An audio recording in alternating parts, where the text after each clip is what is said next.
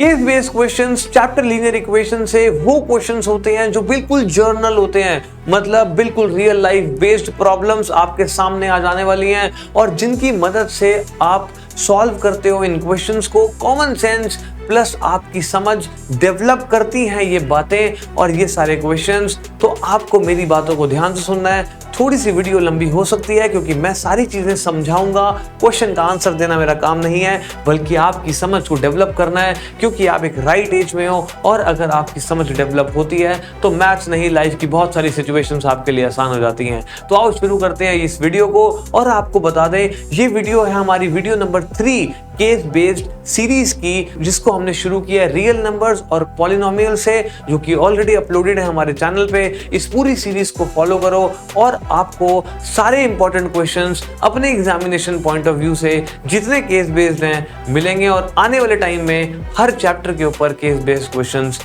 Top 10 top 5 जितने भी maximum questions हो सकते हैं वो आपको मिलेंगे। तो आओ शुरुआत करते हैं इस वीडियो की और सीखते हैं मैथ्स को एक बहुत डिफरेंट वे में। क्वेश्चन नंबर 1 को अगर हम ध्यान से देखें तो क्वेश्चन नंबर 1 बिल्कुल रियल लाइफ बेस्ड प्रॉब्लम है। और आपको अगर मैं बताऊं आपकी इंफॉर्मेशन के लिए कि अगर क्वेश्चन लीनियर इक्वेशन से आता है केस बेस्ड क्वेश्चन, तो वो 99% चांस है वो एक स्टेटमेंट सम होगा और वो एक जर्नल स्टेटमेंट सम होगा। जर्नल स्टेटमेंट सम्स को सॉल्व करने के लिए कुछ नहीं चाहिए, बस थोड़ी सी समझदारी चाहिए। तो मेरा आज की क्लास में दोबारा बोल रहा हूं मोटिव होगा आपकी समझ को डेवलप करना। हर क्वेश्चन आपकी समझदारी को डेवलप करेगा और समझदार होना कोई कोई बुरी बात नहीं है, वो तो एक बहुत अच्छी बात है। और मैथ्स और रियल लाइफ मिलकर आज आपके सामने आएंगे। तो क्वेश्चन नंबर 1 को शुरुआत करने से पहले मैं आपको एक छोटी सी बात बताना चाहता हूं। एक अपना एग्जाम्पल लो। फॉर एग्जाम्पल, आज शाम को आप एक स्टेशनरी शॉप पे गए, आपने कहा भैया मुझे 3 पेन दे दो। भैया ने 3 पेन दे दिए। आपने कहा भैया मुझे 2 पेंसिल दे दो। आप भैया ने 2 पेंसिल दे दी। आपने कहा भैया कितने पैसे हुए। भैया ने कहा देखो जी आपके आपके ना 40 रुपए हो गए। आपने कहा 40 रुपए दिए, भैया से आ गए घर। तो आपके पेरेंट्स ने आके आपसे पूछा कि यार तू 40 रुपए दे के आया है, एक पेन कितने का था। इसके ऊपर तो प्रिंट रेट भी नहीं लिखा हुआ, तो कितने रुपए दे के आया एक पेन के, कितने रुपए दे के आया एक पेंसिल के। आपने कहा यार ये तो मैं पूछना ही भूल गया। ये होती है छोटी सी कॉमन सेंस। जब तक आप नहीं पूछोगे आपको नहीं पता चलेगा ये 40 रुपीज आपने कैसे दिए। तो आप दोबारा स्टेशनरी शॉप पे गए और आपने कहा भैया बताना मुझे एक पेन कितने का था जो मैं ये लेके गया हूं। तो उसने कहा ये एक पेन 10 रुपए का था। तो आपके मन में एक बात उठी, अच्छा एक पेन 10 रुपए का, यूनिटरी मेथड हम सब ने पढ़ा हुआ है। एक पेन 10 रुपए का तो 3 पेन 30 रुपीज के, बिल्कुल ठीक। और भैया ने कहा देखो एक पेंसिल 5 रुपीज की है, एक पेंसिल 5 रुपीज की तो 2 पेंसिल 10 रुपए की, तो ये 30 रुपए हो गए टोटल। और ये कितने रुपए हो गए, प्लस ये 10 रुपए हो गए और मिलाकर ये कितने हो गए, 40 रुपए हो गए। तो आपने कहा अच्छा सर बात समझ में आई। देखो अब लीनियर इक्वेशंस क्या कहती है। ये वीडियो थोड़ी सी लॉन्ग फॉर्मेट वीडियो हो सकती है क्योंकि अब आज मुझे आपकी समझ को डेवलप करना है और समझ को डेवलप करने के लिए थोड़ा सा टाइम तो लगता ही है। किसी भी इंसान को अगर समझदार बनाना है तो थोड़ा सा टाइम तो चाहिए चाहिए। तो अगर हम इस क्वेश्चन को देखें, अगर हम कोई भी लीनियर इक्वेशंस को देखें, तो आपने अभी देखा कि आपने 3 पेन खरीदे और आपने 2 पेंसिल खरीदी और उनको प्लस करके आपने 40 रुपए दे दिए। आपने कहा सर बिल्कुल ठीक कहा। अब स्टेशनरी शॉप बहुत दूर थी, तो आपने कहा मम्मी मैं दोबारा नहीं जा रहा पेन का प्राइस पूछने। तो मम्मी ने कहा एक काम कर, थोड़ा समझदार बन, इस पेन का प्राइस तुझे नहीं बताना। उसने कहा नहीं बता, तो इसको एक्स मान ले। तो लीनियर इक्वेशन मतलब मैथ्स की दुनिया का मतलब कि जो चीज हमें नहीं पता होती हम उसको एक्स मान लेते हैं। तो let cost of 1 pen be X. Cost of 1 pen is 10, cost of 3 pen is 3 into 10 30। Cost of 1 pen is X, cost of 3 pen is yes 3x। Cost of 1 pencil is 5 rupees, तो 5 into 2 total cost is 10 rupees। Cost of 1 pencil is y rupees, cost of 2 pencil is 2y rupees is equal to 40। आपकी equation बन गई। तो बेटा मेरा काम आपको solution देना नहीं है। सॉल्यूशन तो आपको गूगल पे क्वेश्चन को डालते ही मिल जाएगा। आपको आपको मैं बार बार एक वर्ड बोल रहा हूं आपको कि सर क्या आदमी हो सर, आप कुछ भी बोलते जा रहे हो। नहीं नहीं नहीं नहीं नहीं, हम जिस एज में हैं जो एज है हमारी, उसमें हमें एक ही चीज डेवलप करनी है, समझदारी। जो इंसान समझदार हो जाता है, और जो इंसान समझदार हो जाता है, जो अपनी समझदारी को डेवलप करता है, उसके लिए जिंदगी जीनी आसान हो जाती है बहुत तरह के सिचुएशंस में। और ये समझदारी की पढ़ाई आपको किसी स्कूल कॉलेज में नहीं सिखाई जाती, बल्कि ये खुद डेवलप करनी पड़ती है। और मैं कोशिश करूंगा इस मैथ्स के सब्जेक्ट से आपकी वो समझदारी को थोड़ा सा डेवलप करना, ताकि आप रिलेट कर पाओ रियल लाइफ और मैथ्स को, और समझ के सोच के उनके आंसर्स दे पाओ। तो आज का पहला क्वेश्चन अगर हम देखते हैं, तो पहले क्वेश्चन में वो कहता है, from a shop Sudhir bought 2 books of mathematics and 3 books of physics for ₹850। हमने कहा बात समझ में आ गई सर आपकी। मैथमेटिक्स की बुक कितने की थी, हमें नहीं पता। फिजिक्स की बुक कितने की थी, हमें नहीं पता। तो हमने सबसे पहला काम क्या किया, सबसे पहला काम क्वेश्चन को पढ़ते ही हमने सबसे पहले बोला, let cost of 1 book of mathematics be ₹X। और ऐसे ही आपने cost of 1 book of physics को माना बी ₹Y। और जब भी आपको इक्वेशन बनानी होती है, आपको लिखना होता है अकॉर्डिंग टू क्वेश्चन। और यही वो पहले पार्ट में पूछ रहा है, represent the above situation algebraically, मतलब in the form of equation, linear equation. तो अकॉर्डिंग टू क्वेश्चन आपने कहा 2 बुक्स, एक बुक 50 रुपए की है, 2 बुक 100 रुपए की होंगी, एक बुक X रुपीस की है, 2 बुक 2X की होंगी। आपने कहा सर बिल्कुल बात आपकी समझ में आ गई। तो वीडियो उस बच्चे के लिए बोरिंग नहीं है जो सीखने आया है, जिसको आता है उसके लिए वो फटाफट देख सकता है, 2x की स्पीड पे देख सकते हो आप, क्वेश्चंस आगे स्किप कर सकते हो, आगे क्वेश्चंस में जा सकते हो। बहुत अच्छे अच्छे क्वेश्चंस हैं मेरे पास, 10 इंपॉर्टेंट क्वेश्चंस हैं। इन्हीं में से उम्मीद है कि आपके पेपर में एक क्वेश्चन जरूर आएगा। तो आप देखते हैं, 3 बुक्स ऑफ फिजिक्स मतलब 3y is equal to 850 rupees. 850 rupees. मेरे को कोई जल्दी नहीं है आज, मैं बहुत टाइम लेकर ये वीडियो बनाने के लिए आया हूं, क्योंकि मुझे हर वो बच्चे को सिखाना है जो मैथ से डरता है, परेशान होता है, सर नहीं समझ में आता।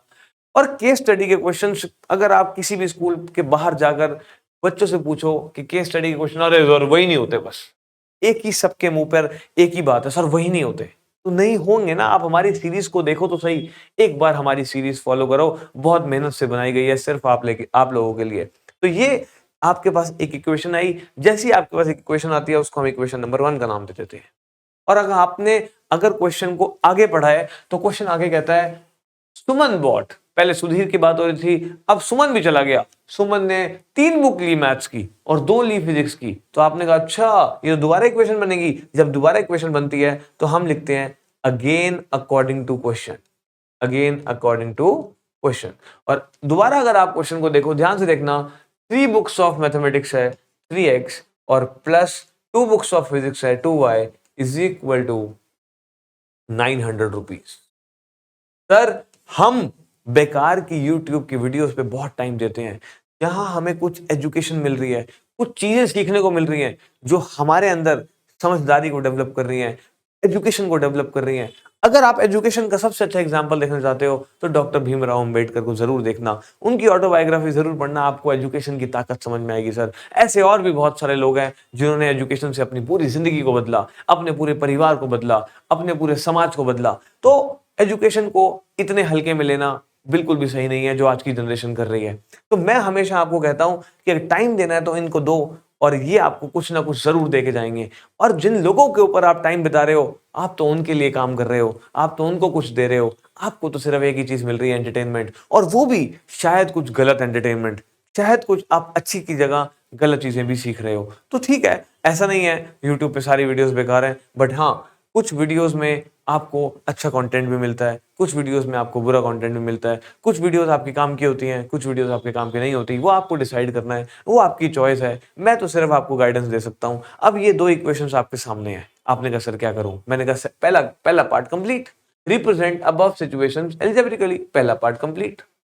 दूसरे पार्ट में कहता है कंपेयर करो रेशियोज को। अच्छा, हमने कहा ओ याद आ गया, a1 a2 b1 b2 c1 c2 को कंपेयर करना है। अब पहली इक्वेशन में x के साथ जो होता है वो a1 होता है, क्योंकि किसी भी लीनियर इक्वेशन की स्टैंडर्ड फॉर्म होती है ax plus by plus c equal to 0। x के साथ जो भी होगा, लेमैन लैंग्वेज में अगर आप किसी रिक्शे वाले को समझा रहे हो, रिक्शे वाले भैया को समझा रहे हो कि भैया x के साथ जो होगा वो a होगा, इसको मैथमेटिक्स में क्या कहते हैं, coefficient of x is a, coefficient of y is b, and अकेला नंबर c इज अकेला नंबर इज कांस्टेंट, है ना। तो आपने कहा सर ठीक है, बात समझ में आई। तो मैंने कहा अब इनको कंपेयर करना है, मैंने निकाला a1 बाय a2।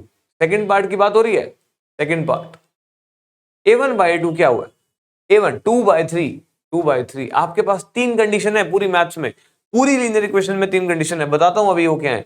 और आपने निकाला b1 बाय b2, और आपको निकालना है c1 बाय c2 3 बाय 2। आपने कहा सर c1 बाय c2 मैं नहीं निकालने वाला। मैंने कहा क्यों, क्योंकि आपको मिल गया a1 by a2 is not equal to b1 by b2। क्योंकि a1 by a2 b1 by b2 के बराबर नहीं है, इसीलिए ये इक्वेशंस में सॉल्यूशन यूनिक होगा और लाइंस इंटरसेक्टिंग होंगी।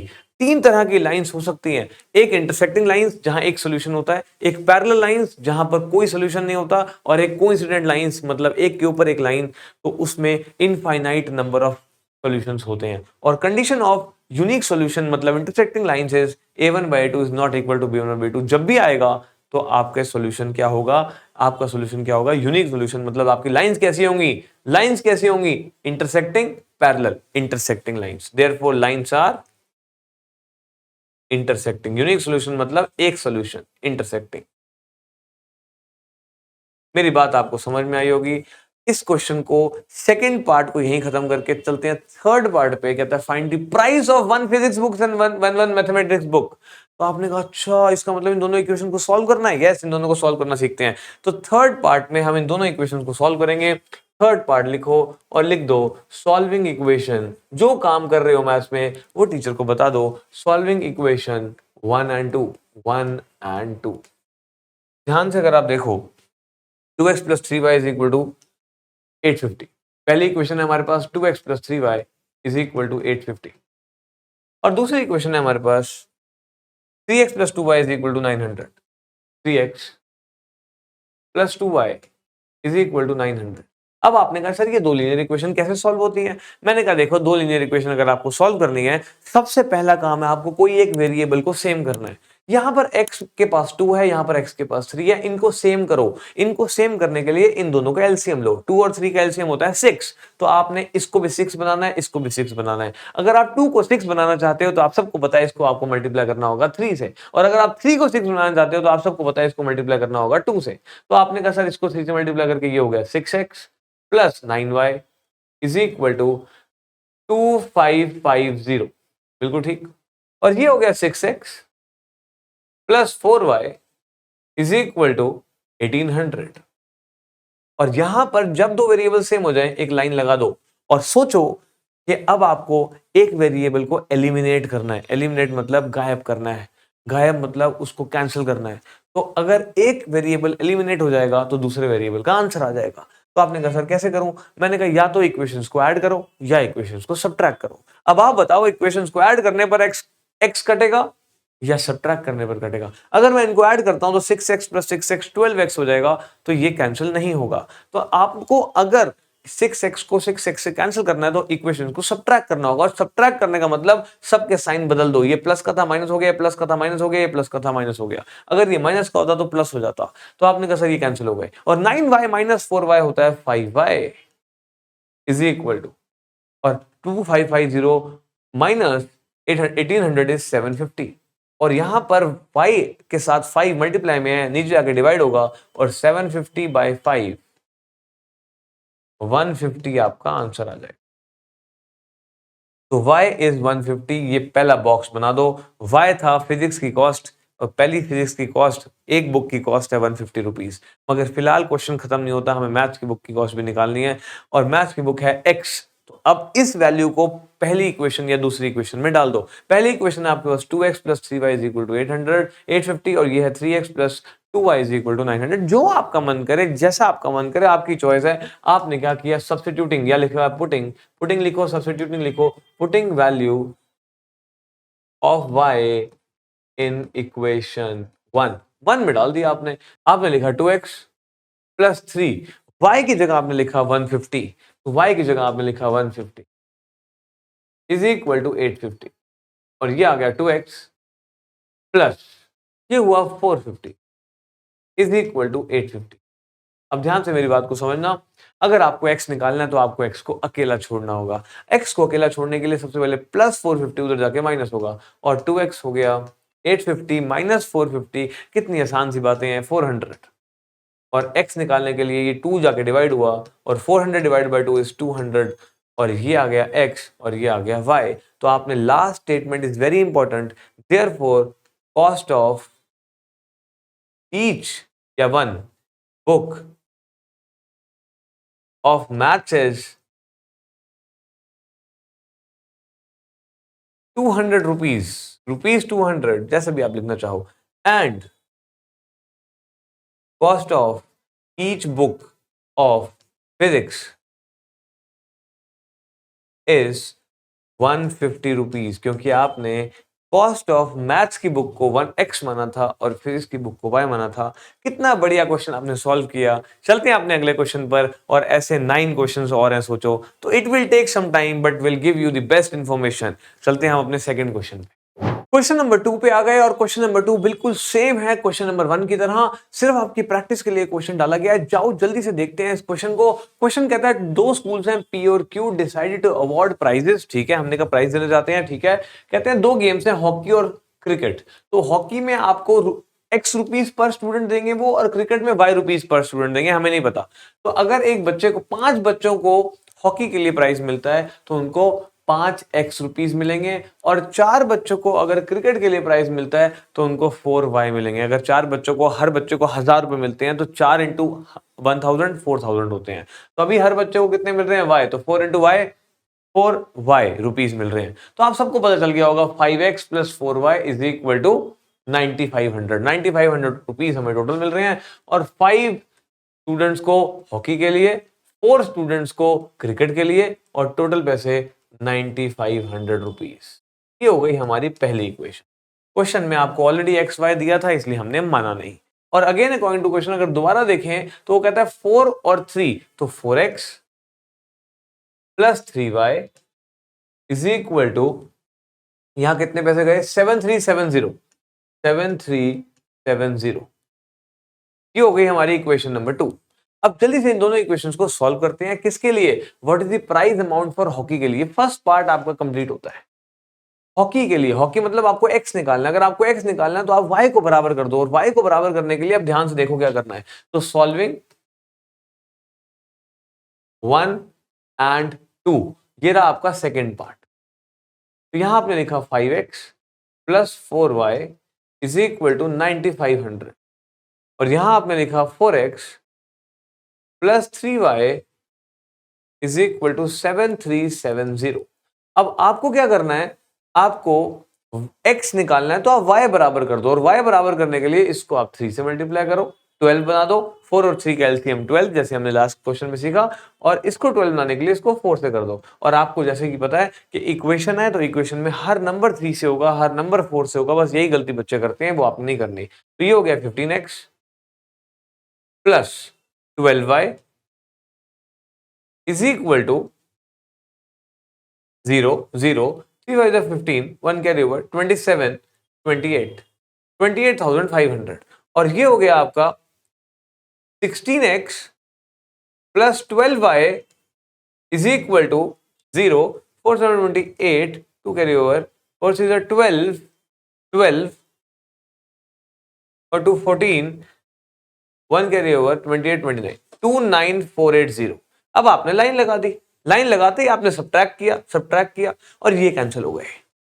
तो 15 माइनस 16 हो गया माइनस एक्स, और इनको माइनस किया तो कितना आया 980, मगर माइनस का 980, और दोनों माइनस से माइनस कैंसिल हुए। एक्स मतलब price for hockey, price for hockey is rupees 980 पर स्टूडेंट, हर स्टूडेंट को कितने पैसे दिए जाएंगे? 980 रुपीज। अगर ये और का पार्ट देखो आप, तो कहता है price amount on which game is more and how much. मतलब वो कहता है आप एक्स भी निकालो, एक्स निकालने के बाद सॉरी वाई भी निकालो और देखो किसका प्राइस ज्यादा है। तो ये आप अपने आप कर सकते हो। व्हाट विल बी, ये इसकी मतलब कैसे करोगे आप? एक्स की वैल्यू पहले इक्वेशन में डाल दो, वाई निकाल लो और देख लो कौन कितना ज्यादा है। और कहता है what will be the total price amount if there are two students each from two games. अगर मैं थर्ड पार्ट की बात करूं तो थर्ड पार्ट में वो आपको पता है क्या बोलता है? थर्ड पार्ट में वो आपको बोलता है कि आपको अगर हर गेम से दो बच्चे हैं तो बताओ टोटल प्राइस क्या होगा। तो हर गेम से दो बच्चे, तो पहली गेम क्या थी? हॉकी, जिसमें कितने पैसे मिल रहे थे? X rupees. दूसरी गेम क्या थी? क्रिकेट, जिसमें कितने पैसे मिल रहे थे? Y rupees. तो दो दो बच्चे हैं, इसको इसमें भी दो बच्चों को प्राइस मिला तो इनको 2x रुपीस मिले, इसमें भी दो बच्चों को प्राइस मिला, इसमें 2y रुपीस मिले। तो यहां पर आपने 2 कॉमन ले लिया और x प्लस y, और x तो आप निकाल चुके हो, 980 प्लस y की वैल्यू मैं आपको बता देता हूं। तो आपकी y की वैल्यू जब आप कैलकुलेट करोगे तो y की 1150।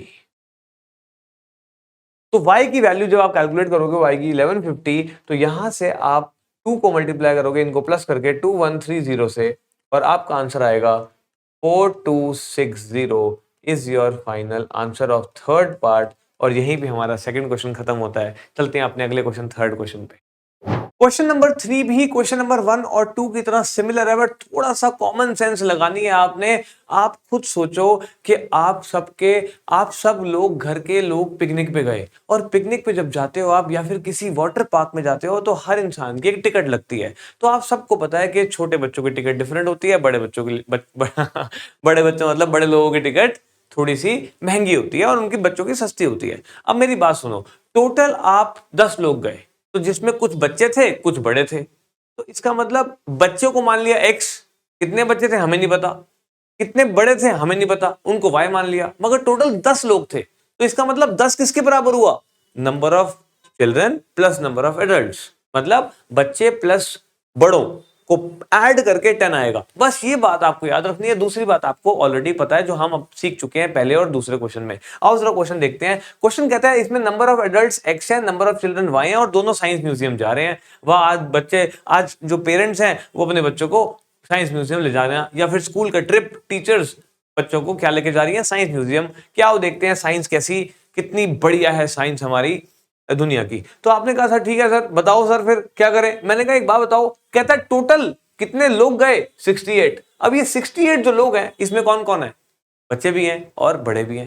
तो आपने कहा सर इसका मतलब हम आपकी बात समझ गए, x plus Y is equal to 68। मैंने कहा एग्जैक्टली, बिल्कुल ठीक, आप समझे। नंबर 1, इक्वेशन नंबर 1 बन गई। कहता है उसके बाद कहता है 14 रुपीज हर एडल्ट के थे और 11 रुपए हर बच्चे के थे, और आपने बड़ों को x माना है। तो अगर 10 बड़े जाते और हर बड़ा 114 रुपीज देता तो 140 रुपए लगते। अभी कितने बड़े जा रहे हैं, कितने एडल्ट जा रहे हैं? x, तो कितने पैसे लगेंगे? 14x। मेरी बात समझ आ गई होगी आपको। तो इसका मतलब कितने बच्चे जा रहे हैं? y, हर बच्चे के 11 रुपए लग रहे हैं, तो टोटल पैसे कितने लगेंगे? 11y। तो according to question, according to question कितने बड़े हैं, कितने एडल्ट्स हैं? 14 नहीं, कितने एडल्ट्स हैं? x, मगर हर एडल्ट के कितने पैसे लग रहे हैं? 14 रुपीस। तो टोटल कितने पैसे हो गए? 14x प्लस कितने बच्चे जा रहे हैं? y, हर बच्चे के कितने पैसे लग रहे हैं? 11, तो पैसे कितने हो गए? 11y टोटल पैसे, और टोटल मिला के कितने हुए? 784। नंबर 2 पहला पार्ट कंप्लीट हो गया। Representation of equations are complete. कहता है lines found by the pair of linear equations are, दोनों को अगर हम a1 बाय a2 कंपेयर करें, b1 बाय b2 कंपेयर करें, तो फिर क्या आ रहा है? a1 by a2 b1 by b2 के बराबर नहीं आ रहा। सेकंड पार्ट आप सॉल्व कर सकते हो, मैंने फर्स्ट क्वेश्चन में आपको करके दिखाया है। क्या? a1 बाय a2 निकालो, a1 बाय a2 क्या आया? 1 बाय 14, और b1 बाय b2 निकालो, b1 बाय b2 क्या आया? 1 बाय 11। आपने क्या देखा कि a1 by a2 b1 by b2 के बराबर नहीं है। तो आपने क्या कहा? ये कंडीशन किस में होती है? यूनिक सॉल्यूशन में। यूनिक सॉल्यूशन कब होता है? जब लाइंस इंटरसेक्टिंग होती हैं। तो लाइंस आर इंटरसेक्टिंग, यही पूछा उसमें। Lines formed by linear equation are intersecting.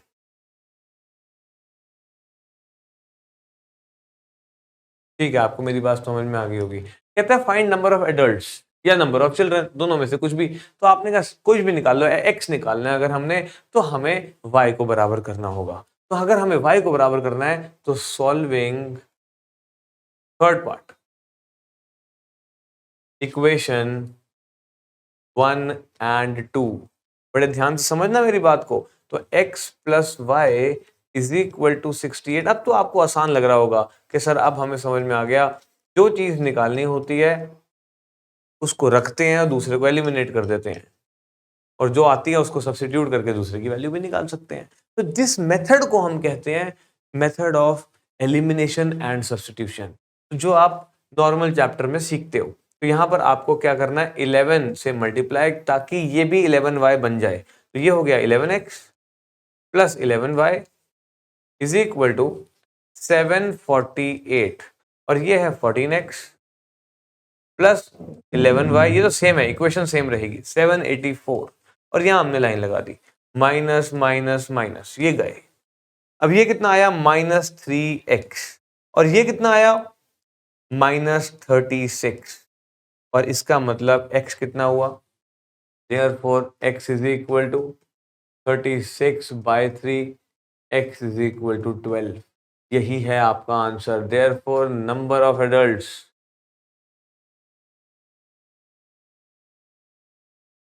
Are 12।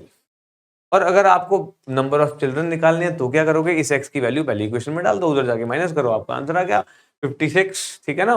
तो यहीं पे हमारा थर्ड क्वेश्चन भी खत्म होता है। चलते हैं अपने फोर्थ क्वेश्चन पे, देखते हैं उसमें आगे क्या नया सीखने को मिलने वाला है हमें। क्वेश्चन नंबर 4 को अगर हम ध्यान से देखें तो बिल्कुल क्वेश्चन नंबर 3 की तरह है। क्वेश्चन नंबर 4 भी यही कहता है कि एक अम्यूजमेंट पार्क में कुछ बच्चे और कुछ एडल्ट्स जा रहे हैं। अब टोटल मिलाकर वो कितने हैं, 310 टिकटें बिक गई, मतलब 310 टिकट्स उन्होंने खरीदी। इसका मतलब वो कितने हैं, मिलाकर जो बच्चे हैं और एडल्ट्स हैं मिलाकर वो कितने हैं, 310। तो according to question x plus Y is equal to 310। तो यहां पर आपको दिया हुआ है नंबर ऑफ बच्चे is equal to x, number of adults is equal to y दिया हुआ है। देखो क्वेश्चन में assuming x is number of children and y is number of adults. जब वो दे दे तो आप अपने आप से मत मानना, जो वो कह रहा है वैसा ही मान लेना। ठीक है, कितनी आसान सी बात है। अगेन अकॉर्डिंग टू क्वेश्चन, दोबारा से क्वेश्चन को पढ़ते हैं।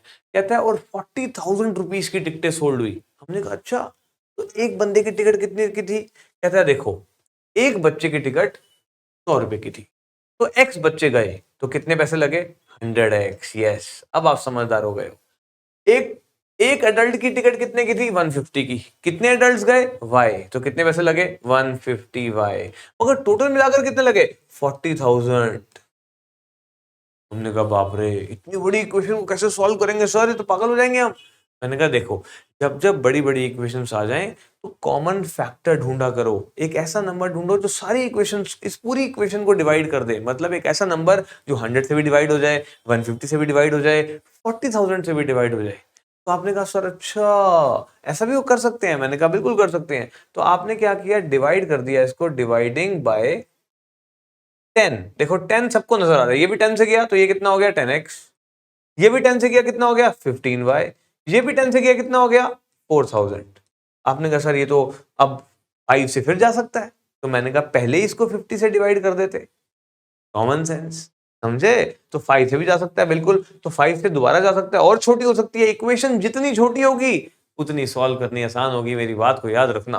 तो डिवाइडिंग बाय, सीधा हमने 50 से डिवाइड किया, ये हो गया 2x, ये हो गया 3y, और ये हो गया 800।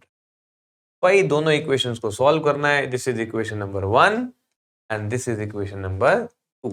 दोनों को सॉल्व करते हैं, और दोनों को सॉल्व करना हम सीख चुके हैं। तो पहले हमने लिखा x plus Y is equal to, पहली इक्वेशन क्या कहती है, ये हमें सॉल्व क्यों करना है। देखो सेकंड पार्ट कहता है how many children visited the park, how many adults visited the park. तो सेकंड पार्ट को कंप्लीट करने के लिए हमें दोनों इक्वेशन को सॉल्व करना पड़ेगा। तो उसमें x और y अब हमें दोनों निकालने पड़ेंगे। ठीक है, निकाल लेंगे, क्या डरने की बात है। तो x plus Y is equal to 310, ये सेकंड पार्ट की शुरुआत होती है। x plus Y is equal to 310, और 2x plus 3y is equal to 800।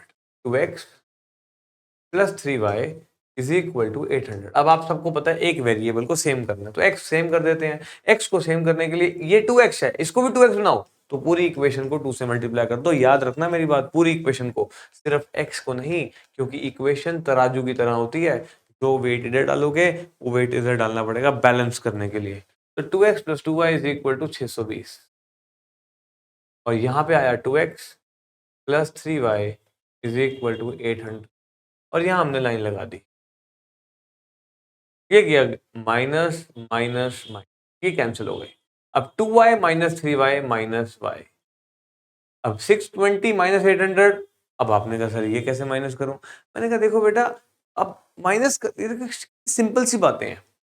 800 में से 600 गया, कितना आया? 200 में से 20 गया, कितना आया? 180। अगर माइनस का तो y कितना आ गया? 180। माइनस से माइनस कैंसिल हो गया, तो y 180 मतलब नंबर ऑफ एडल्ट्स कितने गए थे? 180 एडल्ट्स गए। सर यही बात, तो आपने कहा सर फिर इसका मतलब नंबर ऑफ स्टूडेंट्स मतलब नंबर ऑफ चिल्ड्रन कितने गए थे? तो आप क्या करोगे? आप पुटिंग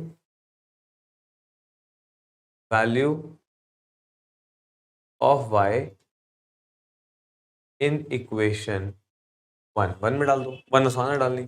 अब मैं आपको एक बात बता रहा था कि आपने कहा सर 800 में से 620 कैसे माइनस करें? मैंने कहा उल्टा भी कर सकते हो आप।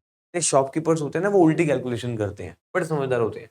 बताओ 620 में क्या प्लस करूं 800 आ जाए? 620 में 100 प्लस करो, कितना आएगा? 720। 720 में क्या प्लस करूं 800 आ जाए? 80। तो वो 180 आंसर हो गया।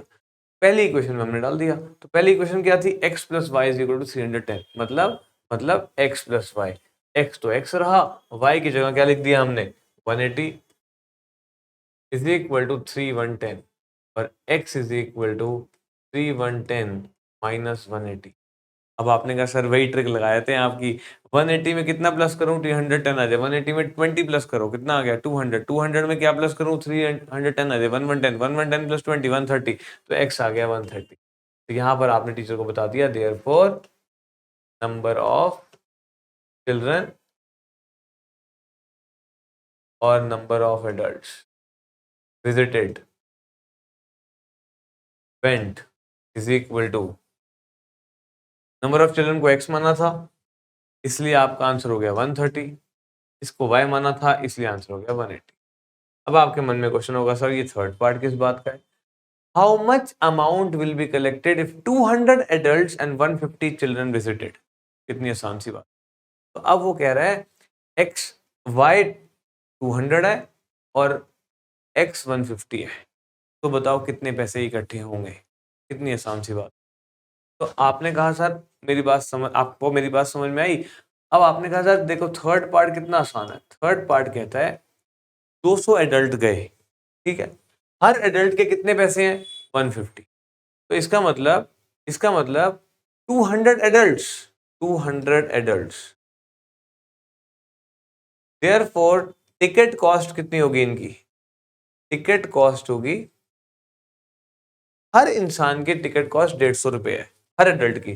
तो 200 एडल्ट्स की कितनी होगी? 200 इंटू 150। भाई आप दुकान पे रजिस्टर लेने गए, एक रजिस्टर 50 रुपए का है, तो 10 रजिस्टर कितने के होंगे? बस कितनी सिंपल सी बात है। तो 15 इंटू 2 30, और उसके आगे 3 जीरो, तो 30,000 आपके एडल्ट्स की कॉस्ट होगी। 150 चिल्ड्रन, 150 चिल्ड्रन, तो ticket cost of children, ticket cost of adult है ये, तो चिल्ड्रन कॉस्ट ऑफ चिल्ड्रन कितनी होगी? 150 इंटू 100,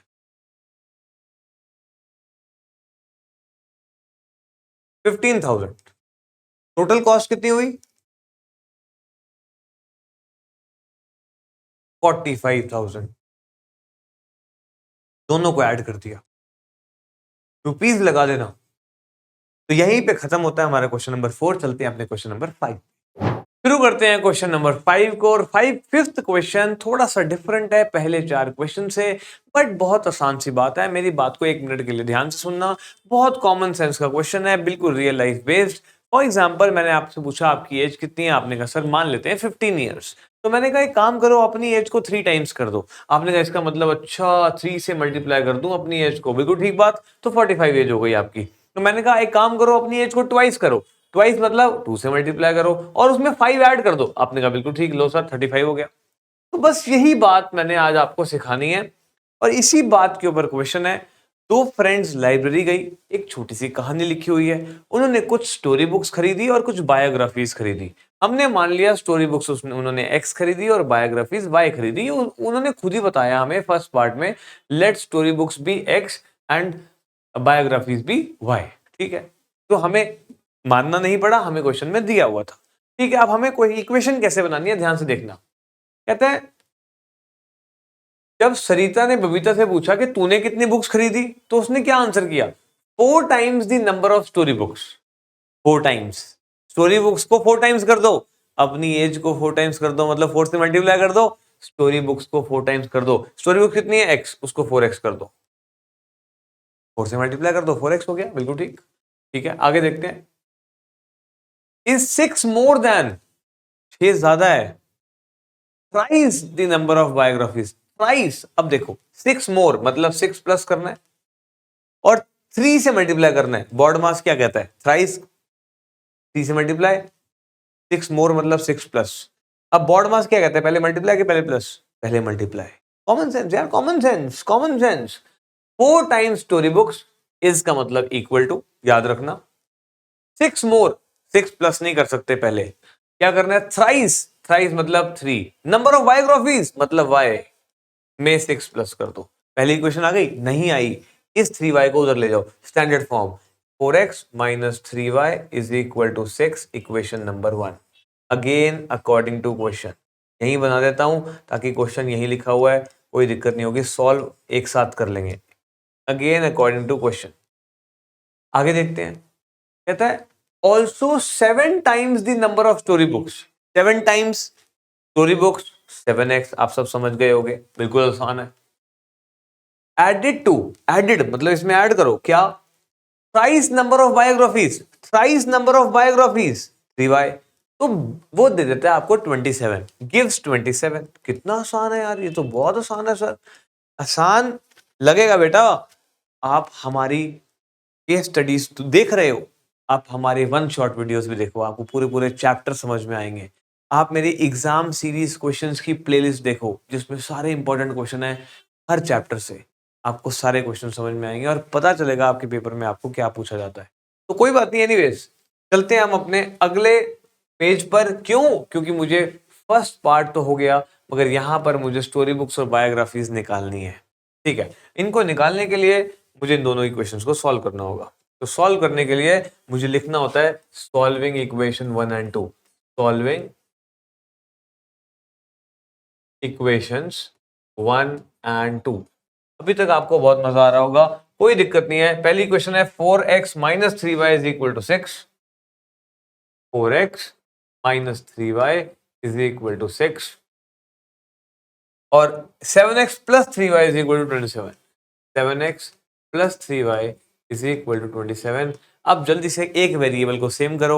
आपने कहा सर ये 3y सेम है, तो लाइन लगा दो। सोचो ऐड करूं या सब्ट्रैक्ट, अरे एक प्लस का एक माइनस का ऐड करने पर कैंसिल हो गए। तो जो कर रहे होते हो लिख दिया करो, नहीं भी लिखोगे तो भी चलेगा, मैंने वैसे ही आपको बता दिया ऑन एडिंग। तो 4x प्लस 7x 11x 33 और x कितना आ गया 3। 3 स्टोरी बुक्स खरीदी उन्होंने, x क्या था 3, तो स्टोरी बुक्स कितनी हो गई 3, मगर बायोग्राफीज भी निकालनी है। तो क्या करें, substituting value of x in equation 1। तो सब्स्टिट्यूटिंग मतलब putting value of x in equation 1। जल्दी से पहली इक्वेशन में डाल देते हैं। पहली इक्वेशन थी हमारी 4x minus 3y is equal to 6, तो 4 into 3 minus 3y is equal to 6। Sir पहली इक्वेशन में क्यों डाला, सेकंड इक्वेशन में डाल देते, सेकंड इक्वेशन में डाल देते, कोई दिक्कत नहीं थी, कोई प्रॉब्लम नहीं है, आपकी चॉइस है। 12 minus 3y is equal to 6। अब क्या करें, अरे एक काम करो, प्लस 12 को उधर जाके माइनस कर दो। तो आपने कहा सर एक बात बताओ, अगर मैं 12 उधर लेके जाता हूं तो यहां पर माइनस 3y बचेगा। तो एक ऐसा काम करो जिसमें माइनस भी एक ही स्टेप में चला जाए और 12 और 6 प्लस माइनस भी हो जाए। तो बेटा कॉमन सेंस देखो, हालांकि ये बात कोई बताने वाली बात नहीं है, हर इंसान, हर टीचर, हर बच्चा 12 को उधर ले जाता है। कॉमन सेंस लगाओ बेटा, छोटी छोटी बातें हैं, छोटी छोटी बातें सीखोगे, मैथ्स इंप्रूव होता है। 6 को इधर ले आओ, देखो 12 माइनस 6, और 3y को उधर ले जाओ, उधर जाके 3y, माइनस का 3y उधर जाके प्लस 3y। इससे क्या हुआ, आप एक स्टेप में माइनस से भी बच गए। हालांकि मुझे पता है माइनस से माइनस कैंसिल हो जाता है बाद में, मगर माइनस से बचने की कोशिश किया करो। माइनस जब आता है हमें तंग करने आता है, हमें हमारी गलती हो जाए इस वजह से माइनस आता है। तो माइनस मतलब नेगेटिविटी हमें अपने साथ नहीं रखनी, जितनी जल्दी दूर हो सके उतनी जल्दी कर दो, ठीक है। इसलिए हमेशा पॉजिटिव लोगों के साथ रहो, जो आपको इंस्पायर करें, मोटिवेट करें, आगे बढ़ने के लिए आपका साथ दें, ना कि रोज आपको गालियां दे और आपको कहें तू कुछ नहीं कर सकता। तो ठीक है, ये 6 इज इक्वल टू 3y। अब ये 3 मल्टीप्लाई में नीचे आगे डिवाइड होगा, 2 इज इक्वल टू y। तो आपने कहा सर सब बात समझ में आ गई, देयरफॉर स्टोरी बुक्स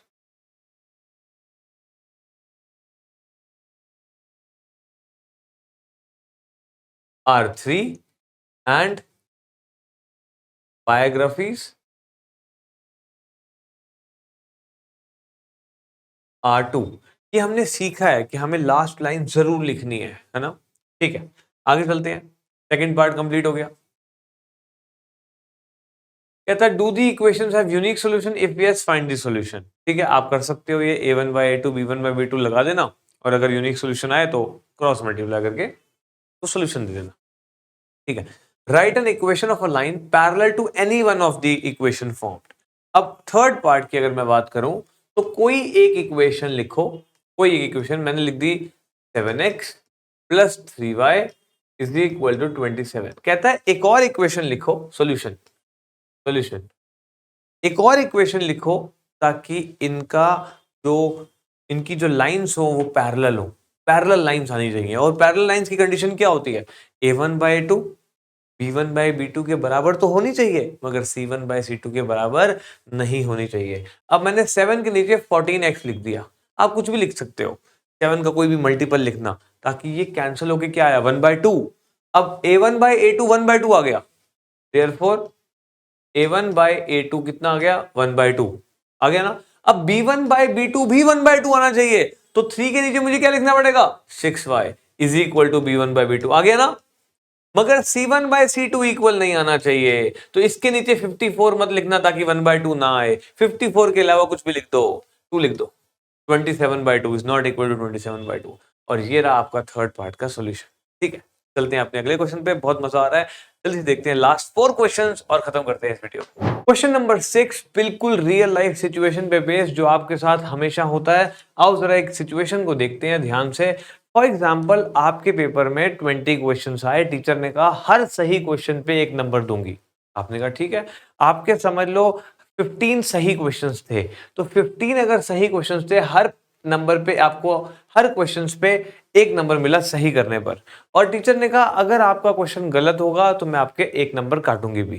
तो आपके 5 क्वेश्चन गलत थे, तो 5 क्वेश्चन आपके गलत थे, 15 क्वेश्चन आपके सही थे। मेरी बात को ध्यान से समझना। अब आपके कितने नंबर आएंगे आपको ये बताना है। तो 15 क्वेश्चन आपके सही थे, 1 नंबर आपका डिडक्ट आपको मिला सही करने पर, 1 नंबर आपका डिडक्ट हुआ गलत करने पर। तो 15 नंबर आपको मिले और 5 नंबर आपके डिडक्ट हुए, क्योंकि 5 × 1 5 होता है। और आपके नंबर कितने आए 10। समझ गया मेरी बात, आपको टीचर से बहस करने की जरूरत नहीं है कि मेरे को 10 नंबर कैसे दिए, टीचर ने आपको बता दिया।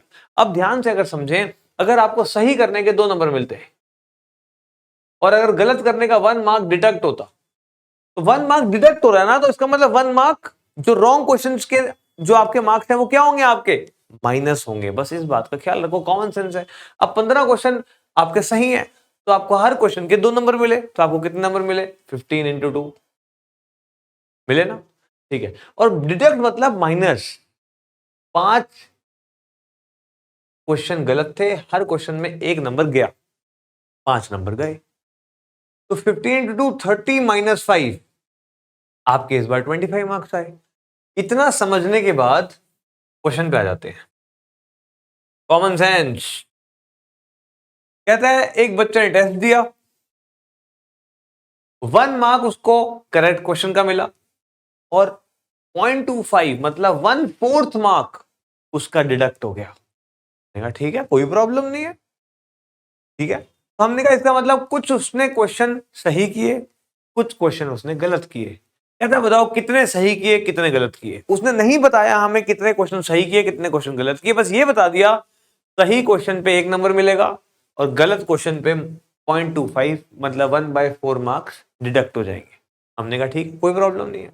अकॉर्डिंग टू क्वेश्चन, ध्यान से समझना, मैंने कहा यार मेरे पेपर में टोटल 20 क्वेश्चन आए, 15 सही किए 5 गलत किए, तो 15 सही 5 गलत को मिलाकर कितने हुए 20।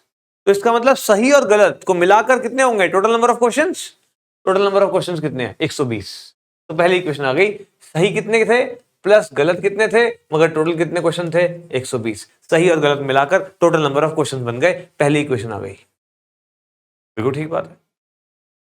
हर क्वेश्चन का 1 नंबर मिल रहा है, हर क्वेश्चन का 1 नंबर मिल रहा है। मैंने 20 क्वेश्चन सही किए मुझे 20 नंबर मिलेंगे, मैंने 30 क्वेश्चन ठीक किए मुझे 30 इंटू 1 30 मार्क्स मिलेंगे, मैंने x क्वेश्चन ठीक किए मुझे x इंटू 1 मार्क्स मिलेंगे। x into 1 is x। मैंने 5 क्वेश्चन गलत किए, मेरा 1 नंबर कटेगा, तो 5 इंटू 1 माइनस 5 इंटू 1 हो जाएगा। मैंने 1/4 मार्क मेरा डिडक्ट हो रहा है हर क्वेश्चन का। मैंने कितने क्वेश्चन गलत किए, मैंने y क्वेश्चन गलत किए, तो मेरा हर क्वेश्चन में मुझे कितने नंबर डिडक्ट हुए 1/4 ऑफ y, 1/4 ऑफ y। 0.25 लिखोगे तो भी उसको 25/100 लिखोगे 1/4 आएगा, मगर ये डिडक्ट हुए, डिडक्ट मतलब माइनस हुए, तो टोटल नंबर कितने आए मेरे 90। समझ गए। अब इस इक्वेशन को थोड़ा ठीक करो, नीचे के 4 को कभी अपने पास मत रखो। तो आपने कहा सर नीचे का 4 कैसे हटाऊं, मैंने कहा पूरी इक्वेशन को 4 से मल्टीप्लाई कर दो। कभी भी याद रख लो मेरी बात, डिनोमिनेटर में इक्वेशन में कोई नंबर नहीं होना चाहिए, नहीं तो सॉल्व करने में बहुत प्रॉब्लम हो जाएगी आपको। 4 को हटाओ, 4 को हटाने के लिए सबसे बेस्ट तरीका है एलसीएम मत लो, एलसीएम ले सकते हो आप, एलसीएम लिया 4 सबसे सबके नीचे आ गया, फिर 4 ऊपर जाकर 90 से मल्टीप्लाई हो गया, बिल्कुल ठीक तरीका है। मगर इससे आसान तरीका है मल्टीप्लाइंग बोथ साइड्स बाय, या आप ऐसे लिख सकते हो multiplying equation by 4, equation by 4। पूरी इक्वेशन को आपने 4 से मल्टीप्लाई किया तो क्या आया देखो, तो क्या आया, ये आ गया x, ये आ गया, नहीं सर ये x नहीं होगा, जब x को 4 से किया तो 4x आ गया, इसको 4 से करेंगे तो 4 से 4 कैंसिल हो जाएगा, y आ जाएगा, और 90 को 4 से करेंगे, भूलना मत 90 को भी करना, और तो कितना आएगा 9 4 36 360। ये हो गई हमारी इक्वेशन नंबर 2। पहला पार्ट हमारा कंप्लीट होता है, हमने इसको रिप्रेजेंट कर दिया, मगर यहाँ पर रिप्रेजेंटेशन में उसने वो पूछ रहा है आपसे कितने क्वेश्चन सही थे कितने क्वेश्चन गलत थे, तो आपको सबसे पहले इनको सॉल्व करना होगा। अब इनको सॉल्व करते हैं, इक्वेशन 1 और 2 को सॉल्व करते हैं। तो solving equation 1 and 2 first part के लिए अभी काम खत्म नहीं हुआ। सॉल्विंग इक्वेशन 1 एंड 2, तो जल्दी से सॉल्व कर देते हैं इनको। पहली इक्वेशन है x plus Y is equal to 120, x plus Y is equal to 120। दूसरी इक्वेशन है 4x minus y is equal to 360। अब जल्दी से इनको लाइन लगाओ, ये कैंसिल हो गए देखो, और x प्लस 4x 5x आ गया, ऐड करने से कैंसिल होगा, और ये आ गया 480। बोलो ठीक, कितनी आसान सी बात है। और 480 को 5 से डिवाइड किया तो यार देखो थोड़ा सा समझदार बनो बेटा। 5 कितने से 48, 5 9 से 45, कितना बचा 48 में से 45 गया 330, तो 5 6 से 30 96 आ गया x। तो इसका मतलब आपने सही क्वेश्चन 96 किए, और पहली इक्वेशन में इसकी वैल्यू डाल देते हैं, पुटिंग इन इक्वेशन 1, तो 96 plus y is equal to 120, और y हो गया 96 गुजरा के माइनस हुआ 24। तो number of correct question, number of wrong question आपके पास आ गए। Therefore number of correct questions are 96, number of wrong questions are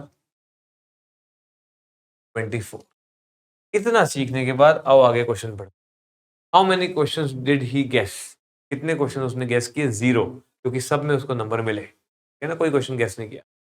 ठीक है, तो या तो उसको उसमें 1 मार्क मिला या 1/4 मार्क डिडक्ट हो गया। ठीक है, तो अब हम आ गए क्वेश्चन के सेकंड पार्ट पे, how many questions did he guess. अब देखो एक सिंपल सी बात है कि गेस कितने क्वेश्चंस किए उसने। अब अगर उसने सेकंड पार्ट की बात करूं तो टोटल क्वेश्चंस कितने थे, टोटल क्वेश्चंस थे 120। करेक्ट क्वेश्चंस कितने थे? अगर करेक्ट क्वेश्चंस थे हमारे 96, इसका मतलब गेस्ड क्वेश्चंस क्या थे? 120 माइनस 96 इज इक्वल टू 24। जल्दी से थर्ड पार्ट को देखो। थर्ड पार्ट वो कहता है, बड़ा सिंपल क्वेश्चन है। थर्ड पार्ट कहता है answer to all the questions he attempted by guessing were wrong. जितने उतने अटेम्प्ट किए सारे गलत थे। जो गेस किए उसने, गेस किए, जितने गेस किए सारे गलत, और एंड आंसर्ड 80 करेक्टली। अब टोटल क्वेश्चन कितने हैं? 120। ठीक है, टोटल क्वेश्चन कितने हैं? टोटल क्वेश्चंस कितने हैं? 120। करेक्ट क्वेश्चंस कितने हैं? 80। तो इसका मतलब गेस्ड क्वेश्चंस कितने हुए? जितने उसने गेस किए 120 माइनस 80, और जो उसने गेस किए 40 क्वेश्चंस सारे के सारे गलत। इसका मतलब उसके मार्क्स कितने होंगे? टोटल मार्क्स, ध्यान से सुनना मेरी बात, 80 इंटू 1, क्योंकि हर एक नंबर मिल रहा है सही क्वेश्चन करने पर। 80 सही किए तो 80 इंटू 1 80 मार्क्स मिल गए, मगर 1/4 डिडक्ट हो रहा है हर गलत पे। 40 गलत है, इंटू 40, तो गलत कितने हुए? 10। तो 80 माइनस 10, 70 मार्क्स उसके आ गए। यहीं पे खत्म होता है एक बहुत अच्छा क्वेश्चन। चलते हैं अपने अगले क्वेश्चन पे और देखते हैं अगले क्वेश्चनों में क्या है। क्वेश्चन नंबर 7, फिर एक रियल लाइफ बेस्ड प्रॉब्लम। मैं एक एग्जांपल आपको देना चाहता हूं। फॉर एग्जांपल, आपने एक हॉस्टल बुक किया। मेरी बात को ध्यान से समझना।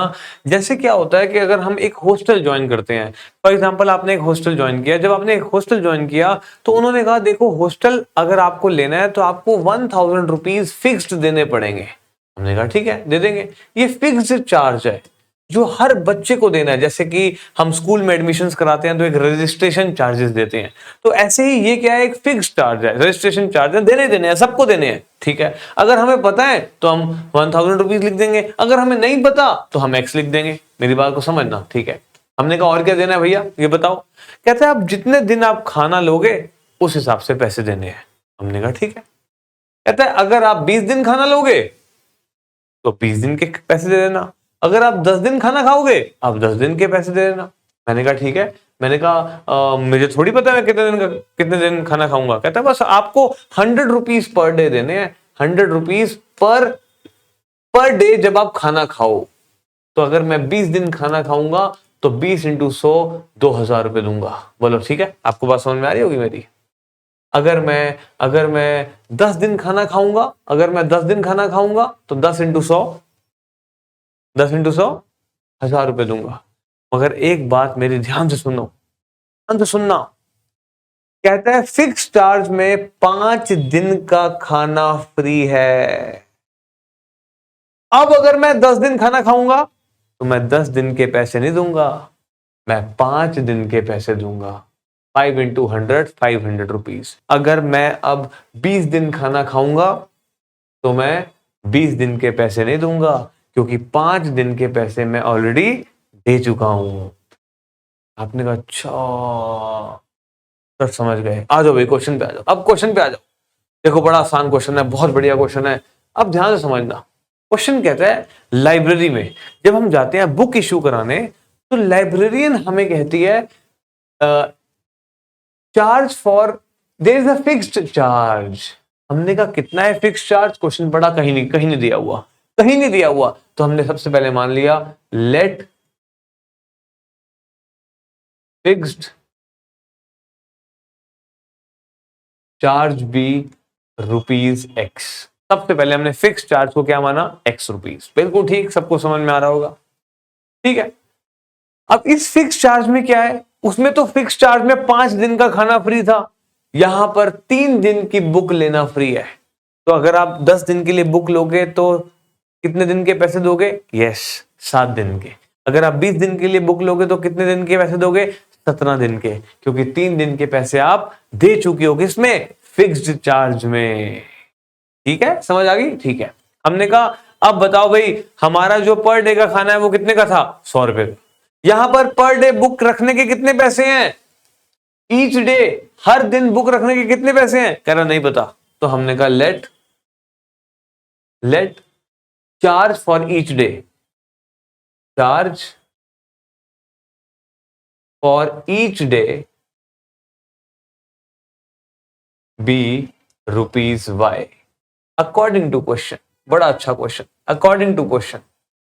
ध्यान से समझो, किसी ने बुक ली, इसने 30 रुपीज दिए, शोभा ने टोटल 30 रुपीज दे दिए। हमने कहा किस हिसाब से दिए शोभा? कहती है देखो सर कुछ तो फिक्स था। मैंने कहा एक्स फिक्स था? कहती हाँ। कहती फिक्स में 3 दिन की बुक फ्री थी। मैंने कहा ठीक है। तुमने बुक कितने दिन के लिए ली? कहती मैंने 7 डेज के लिए बुक ली। तो मैंने कहा 4 दिन के पैसे और दे देना। कहती ठीक है सर 4 दिन के पैसे दे दूंगी। हर डे के कितने पैसे हैं? मैंने कहा 100 रुपए। कहती 400 रुपीज। 4 इंटू 100। अगर ये एक दिन के पैसे 2 रुपए होते तो 4 इंटू 2 8 रुपीज। मगर अभी हर दिन के पैसे कितने हैं? y rupees. तो 4 into Y 4y। Equation number 1। कितना आसान है। Again according to question, again पहला पार्ट कंप्लीट हो गया। शोभा की सिचुएशन हमने एल्जेब्रिकली दिखा दी। अब रानी की दिखाते हैं। रानी ने 45 रुपीज दिए। हमने कहा अच्छा रानी बड़े सारे ज्यादा पैसे दे दिए उन्हें। कहती सर देखो कुछ फिक्स था। हमने कहा ठीक है रानी कुछ फिक्स था और क्या था? कहती सर देखो 10 दिन के लिए बुक ली थी। तो मैंने कहा 10 दिन की बुक ली थी? अरे 10 दिन के पैसे मत दियो। क्यों? क्योंकि फिक्स चार्ज में 3 दिन के पैसे आप ऑलरेडी दे चुके हो, फ्री है वो। तो आपने कहा अच्छा अच्छा ठीक है सर, आप कितने दिन के पैसे दूं? मैंने कहा 7 दिन के। और पर डे कितने पैसे हैं? वाई। तो 7y। Equation number 2। दोनों को सॉल्व करना है। फिर वही कहानी, वही छोटी मोटी बातें। Solving equation 1 and 2। ये आ गया x plus 4y is equal to 30 और x plus 7y is equal to 45। यहां लगाई लाइन, माइनस माइनस माइनस, ये गया 4y minus 7y minus 3y और 30 माइनस 45 इज माइनस 15। माइनस से माइनस गया, y आ गया 5 रुपए पर डे के हैं। और अब कहता है फिक्स चार्ज भी निकालो, एडिशनल चार्ज भी निकालो। अब y की वैल्यू डाल दो पहली इक्वेशन में डाल दो। Putting value of y in equation 1। Putting value of y in equation 1। इनको सब्ट्रैक्ट इसलिए किया बेटा क्योंकि ये x थे, दोनों का सेम साइन था। जब सब्ट्रैक्ट किया तो साइन बदला और ये कैंसिल हो गए, एलिमिनेट हो गए। ठीक है, x plus 4y, x plus 4 into 5 is equal to 30 और ये आ गया x plus 20 is equal to 30 और x कितना आ गया? 30 minus 20 10 rupees. Therefore fix charges कितने हो गए? फिक्स चार्ज इज ₹10 और चार्ज पर डे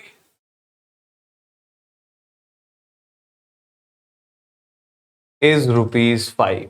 ये है आपका फाइनल आंसर। चलते हैं अपने अगले ऐसे ही क्वेश्चन को सीखने में, जिसमें हम सीखेंगे टैक्सी और ऑटो के बारे में। चलते हैं अपने अगले क्वेश्चन पर। क्वेश्चन नंबर 8 में अब बात करेंगे टैक्सी की, कैब्स की या फिर ऑटो रिक्शा की। देखो होता क्या है, हर किसी ऑटो में, हर किसी कैब में एक मीटर होता है और मीटर में लगते हैं फिक्स चार्ज। बस यही बात हो रही है यहाँ पर। देखो ये क्या कहता है वो, कि आपको different type of vehicles like auto rickshaw, radio cabs, the auto charges in a city comprise of fix charge. एक फिक्स चार्ज लगता है और एक चार्ज पर किलोमीटर लगता है। देखो कितनी सिंपल सी बात है। अगर मैंने किसी कैब में बैठा, मैंने कहा भैया यहाँ से इंडिया गेट जाने के कितने पैसे लगेंगे? तो भैया कहता है देखो इंडिया गेट जाने के ना 50 रुपए लगेंगे। मैंने कहा अच्छा बड़ा सस्ता है, किस हिसाब से ले रहे हो? कहता देखो 10 रुपीज आपके फिक्स्ड है। हमने कहा ठीक है, हमने कहा बिल्कुल ठीक है। कहता है ठीक है। हमने कहा फिक्स में कुछ है? जैसे बुक में 3 दिन थे, क्या फिक्स में कुछ किलोमीटर है? कहता नहीं नहीं नहीं, फिक्स तो फिक्स है, उसमें कुछ नहीं है, ये तो देने पड़ेंगे। आप टैक्सी में बैठते ही 10 रुपए आपको देने ही पड़ेंगे, चाहे आप 2 मिनट बाद उतर जाओ। हमने कहा ठीक है। कहता हमने कहा और क्या देने हैं? कहता देखो हर किलोमीटर के 10 रुपए देने हैं, 10 रुपए पर किलोमीटर। हमने कहा हमारा 4 किलोमीटर दूर है, हम 4 किलोमीटर दूर जाने जाते हैं और हर किलोमीटर के 10 रुपए दे रहे हैं, तो 4 किलोमीटर के कितने देंगे? 40। 4 इंटू 10, तो इसका मतलब 4 इंटू 10, 4 इंटू 10। ये है फिक्स्ड, ये है चार्ज पर किलोमीटर। तो हमें ये दो चीजें नहीं पता होंगी, इनको ही हमें मान लेंगे, इनको ही हमने मानना है। तो सबसे पहले सॉल्यूशन शुरू करते हैं। Solution number 1, first part solution, let fix charges be charge be rupees x and charge per kilometre be rupees y. ठीक है, अकॉर्डिंग टू क्वेश्चन। आओ क्वेश्चन देखते हैं। दो सिचुएशन है आपके सामने, पहली सिटी ए है, सिटी बी है। सिचुएशन 1 कहती है कि अगर आपको 10 किलोमीटर दूर जाना है, हमने कहा अच्छा 10 किलोमीटर दूर जाना है, ठीक है, तो कुछ फिक्स चार्ज देने पड़ेंगे, 75 रुपीज देने पड़ेंगे। हमने कहा अच्छा 75 रुपीज देने पड़ेंगे, और उसमें कुछ चार्ज फिक्स्ड होंगे और कुछ चार्ज होगा हर किलोमीटर का, कुछ चार्ज होगा, मतलब चार्ज पर किलोमीटर। तो हमने कहा फिक्स कितना है, if the fix charges be x, running charges be y rupees per kilometre. ठीक है, हमने कहा बिल्कुल ठीक है, write an equation representing the situation. First situation को रेफर करते हैं। हमने कहा कितने पैसे देने पड़ेंगे, कहता 75। हमने कहा ठीक है 75 रुपीज दे देंगे। हमने कहा किस हिसाब से ले रहा है, कहता कुछ चार्ज फिक्स्ड है। हमने कहा कितने, कहता एक्स, नहीं पता। हमने कहा हमें 10 किलोमीटर दूर जाना है, बता हर किलोमीटर के कितने पैसे लेगा, कहता 2 रुपए। मैंने कहा 10 × 2 20 रुपए ले। कहता 3 रुपए। मैंने कहा 10 × 3 3 रुपए ले, तो 30 रुपए ले। कहता 10 हर किलोमीटर के 4 रुपए लूंगा, 10 × 4 40। मगर कहता है हर किलोमीटर के वाई रुपीज लूंगा। हमने कहा 10 × वाई 10 वाई। पहली इक्वेशन आ गई, कितनी सिंपल है। ठीक है, आगे देखते हैं। कहता है वही सेम बात है, charge for 15 kilometre charge is 110। 15 kilometre के लिए अगेन अकॉर्डिंग टू क्वेश्चन, अब मेरे को 110 रुपए देने पड़ रहे हैं और उसमें भी चार्ज फिक्स्ड है, प्लस 15 किलोमीटर दूर जाना है, हर किलोमीटर के कितने पैसे देने हैं, वाई। तो 15 किलोमीटर के कितने पैसे दूंगा, 15 वाई। अगर आपको केस स्टडी की पीडीएफ चाहिए, कमेंट में अपनी ईमेल आईडी लिखो, हम आपको पीडीएफ भेज देंगे। पीडीएफ भी मिल जाएगी आपको पूरे केस स्टडी क्वेश्चंस की। ठीक है, इक्वेशन नंबर 2। ठीक है, हमने कहा अब सेकंड पार्ट में क्या करना है देखते हैं। कहता है if a person travels a distance of 30 kilometres, कहता है अगर 30 किलोमीटर मुझे दूर जाना है तो मुझे कितने पैसे देने पड़ेंगे। मैंने कहा उसके लिए तो फिक्स चार्ज पता होना चाहिए, उसके लिए तो चार्ज पर किलोमीटर पता होना चाहिए। कि मैं कहूँ 30 किलोमीटर दूर जाना है, पहले तो भाई 20 रुपए बैठने के देने पड़ेंगे फॉर एग्जाम्पल, और हर किलोमीटर के 10 रुपए देने पड़ेंगे। तो 30 × 10 कितने हो गए, 300 + 20, 320 रुपए में चले जाओगे आप। तो हमें उसके लिए निकालना पड़ेगा क्या, चार्ज, फिक्स चार्ज और चार्ज पर किलोमीटर। निकालो दोनों को सॉल्व करो। Solving equation 1 and 2। तो ये हो गया x + 10y = 75 और x + 15y = 110। ये लगाई लाइन, माइनस गया, सब्ट्रैक्ट करना पड़ा क्योंकि एलिमिनेट हो जाए, और ये माइनस, सबके साइन बदल दो, चाहे प्लस का है तो माइनस कर दो, माइनस है तो प्लस कर दो। ये आ गया -5y और ये आ गया -35 और y कितना आया 7 रुपीज पर किलोमीटर। इसका मतलब आपके चार्जेस हैं, और y की वैल्यू डाल दी हमने पहली इक्वेशन में। तो पुटिंग लिख देना, putting value of y in equation 1, x + 10 × 7 = 75 और x + 70 = 75 और x = 75 - 70 = 5। आ गए, सब कुछ आ गया, बिल्कुल आ गया। Therefore charges for 30 kilometers will be x + 30y। Fix charge plus charge per kilometre. Fix charge कितना है, x कितना है 5 रुपीज, और हर किलोमीटर के कितने चार्जेस हैं 7 रुपीज, क्योंकि 30 किलोमीटर जाना है तो 7 से मल्टीप्लाई करो, और 5 + 210 और ये आ गया 215 आपका आंसर, 215 रुपीज आपका आंसर। यहीं पे हमारा क्वेश्चन खत्म होता है। तो ठीक है, अब क्वेश्चन खत्म होता है नहीं होता, अरे सर सी पार्ट भी है। What will be a person have to pay for travelling a distance of 40 kilometre. देखो बेटा, सी पार्ट में वो क्या कहता है, सेकंड सिचुएशन आपने एनालाइज करनी है। एनालाइज करने के बाद for a journey of 8 kilometre charge is 91, तो x plus 8y is equal to 91, x plus 14y is equal to 145। दोनों इक्वेशंस को सॉल्व करना है, सॉल्व करके x और y निकालने हैं, और 40 किलोमीटर मतलब x प्लस 40y का आंसर आपको मुझे कमेंट बॉक्स में देना है। मैं भी मान जाऊंगा कि आपको चीजें समझ में आई, आप सच में पढ़ रहे हो, आप सच में अपने लिए सीरियस हो, और आप सच में केस स्टडीज को सीखना चाहते हो।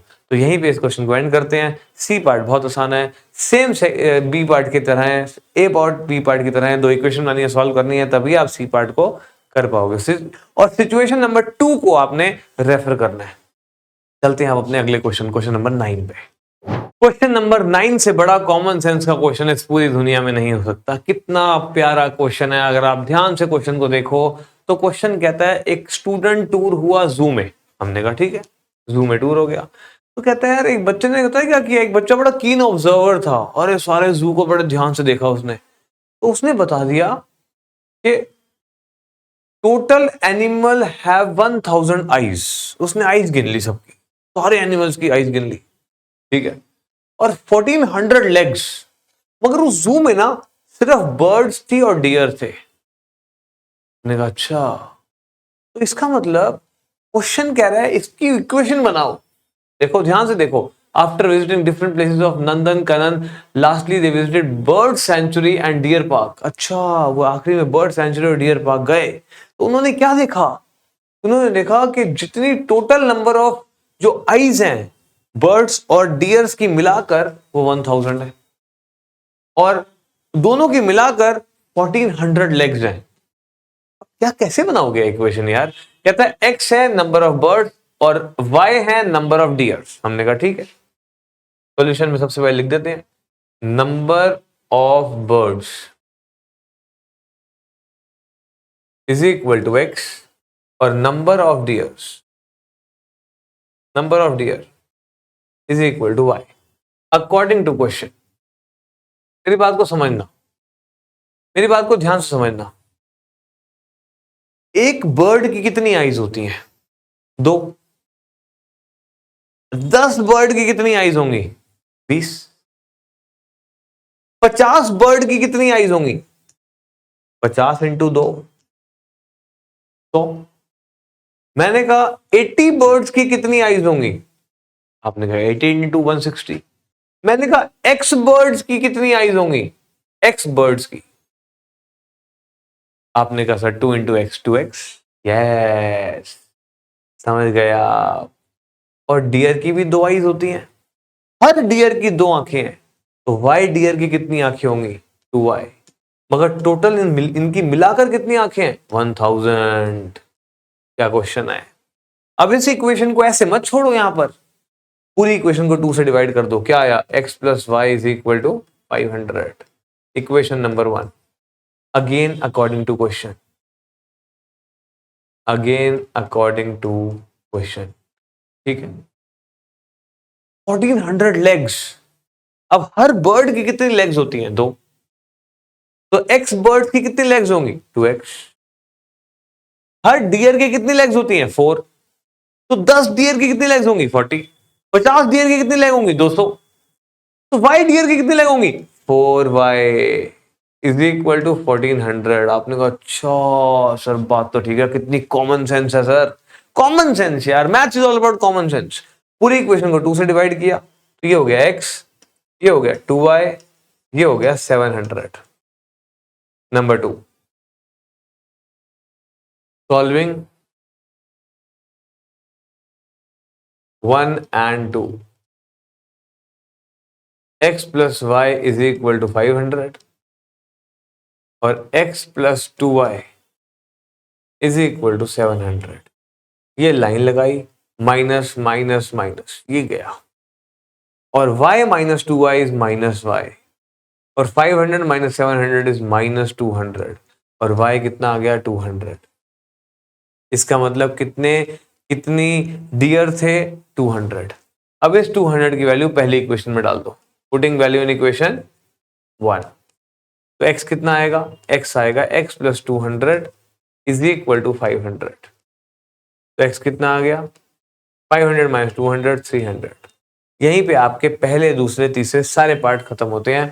पहला पार्ट खत्म होता है, what is the equation of total number of legs, equation total number of legs is this is the first part. How many birds are in this zoo, second part, यहां से शुरू होता है second part, solving 1 and 2। How many deers, यहां बता दो teacher को, 200 deers 300 birds.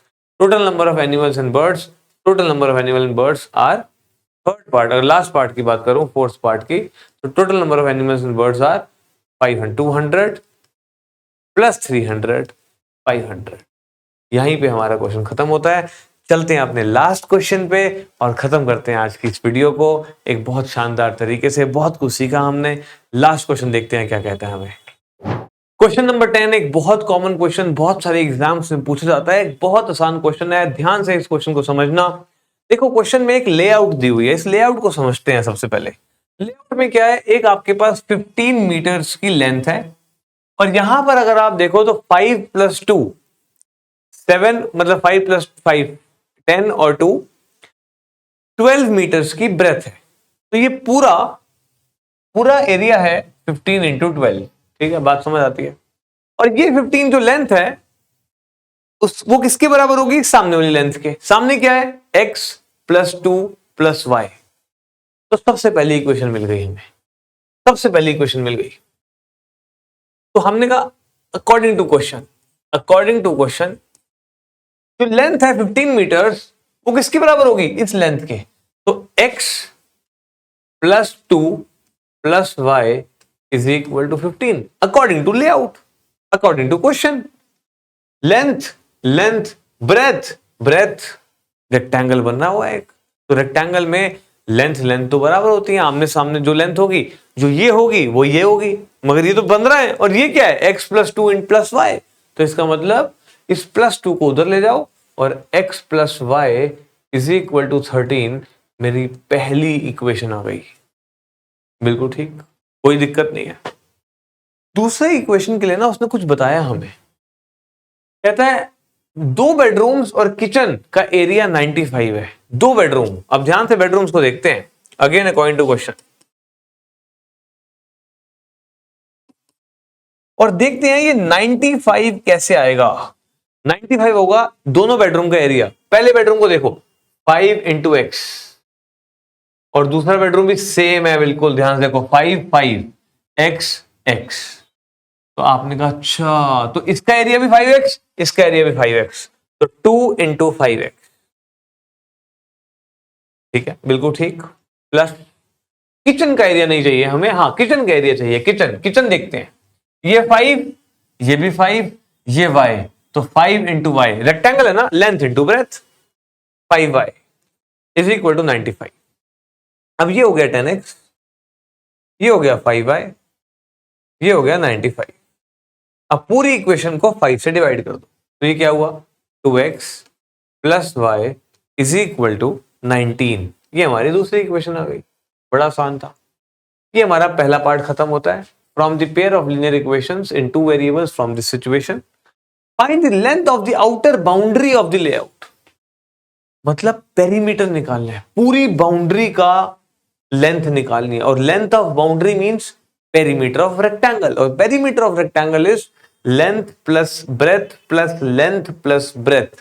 मतलब बाउंड्री मतलब सम ऑफ ऑल साइड्स, मतलब twice into length plus breadth, 2 × l + b। तो l और b चाहिए। अब यहां से 15 है, यहां से 5 12, 5 + 5 + 12 है। तो आपके पास सेकंड पार्ट का आंसर क्या हुआ, बड़ा आसान है। तो sir length of outer boundary, length is equal to twice l + b, और लेंथ हमें पता है, कितनी है 15, और ब्रेथ कितनी है 12, और ये कितनी हो गई ट्वाइस 27। देखो 15, 5 + 5 10, 10 + 2 12 और ये हो गई 54। 54 मीटर्स हो गई इस पूरी बाउंड्री, इस पूरे find the length of outer boundary of the layout, outer boundary, पूरी आउटर बाउंड्री होगी। ठीक है, अब इतना करने के बाद कहता है find the area of living room. Living room का एरिया कैसे निकालें? अब लिविंग रूम का एरिया अगर मुझे निकालना है तो मुझे पता है क्या करना होगा, ध्यान सुनो। इस पूरे रेक्टेंगल का एरिया मैं निकालूंगा जो कि क्या होगा 15 × 5 + 2 मतलब 15 × 7 और उसमें ये बेडरूम का एरिया माइनस कर दूंगा और इस बेडरूम का एरिया क्या होगा 5 × x। इसका मतलब उसके लिए मुझे x निकालना पड़ेगा क्योंकि दोनों के एरिया सेम है, बेडरूम 1 बेडरूम 2। तो इस पूरे रेक्टेंगल में से इतना एरिया मैं माइनस कर दूंगा और इतना एरिया निकालने के लिए मुझे 5 तो पता है इसकी ब्रेथ, मगर इसकी लेंथ जो है x वो नहीं पता। आपने कहा ओ अच्छा आई सी। तो मैंने कहा डोंट सी जस्ट डू, दोनों इक्वेशंस को सॉल्व करो, जल्दी से मुझे x की वैल्यू दे दो। तो सॉल्विंग इक्वेशन 1 और 2 थर्ड पार्ट के लिए, सॉल्विंग इक्वेशन 1 और 2 दोनों इक्वेशंस को सॉल्व करना है हमें। ठीक है, पहली इक्वेशन क्या है x + y = 13 और दूसरी इक्वेशन क्या है 2x + y = 19। लाइन लगाओ, माइनस माइनस माइनस, ये गए और x - 2x - x, 13 - 9 - 6 और x आ गया 6। अब निकालते हैं area of living room. Area of living room, therefore area of living room, area of living room, area of rectangle minus area of bedroom. कौन सा? Bedroom 2, area of bedroom 2। अब ध्यान से देखो, एरिया ऑफ रेक्टेंगल 15 × 5 + 2, ये 2 है इतना, ये 5 है, तो मिलाकर कितना हो गया 7। 15 × 7, 15 × 7 माइनस एरिया ऑफ बेडरूम कितना होगा, देखो ये 6 है, x 6 है, ये 6 और ये 5, 6 × 5 और ये हुआ x105 - 30 और आंसर इज 75। मगर क्या मीटर स्क्वायर, क्योंकि सब कुछ मीटर में है। और अगर हम लास्ट पार्ट देखें तो find area of each bedroom in the kitchen, तो आपके पास x है, आपके पास y है, आप किचन का एरिया 5 × y और बेडरूम का 5 × x आप निकाल सकते हो। और यहीं पे हमारी केस स्टडी क्वेश्चंस खत्म होते हैं। Wish you all the best. इतनी मेहनत मैंने आपके लिए की। अगर आपको सच में ये वीडियो अच्छी लगी हो तो जरूर इस वीडियो पे एक कमेंट और अपना लाइक जरूर देके जाना। Wish you all the best, thank you so much. हम चाहते हैं सच में हर बच्चा, इस भारत का हर बच्चा मैथ्स को सीखे, समझे और आगे बढ़े। Wish you all the best, thank you so much.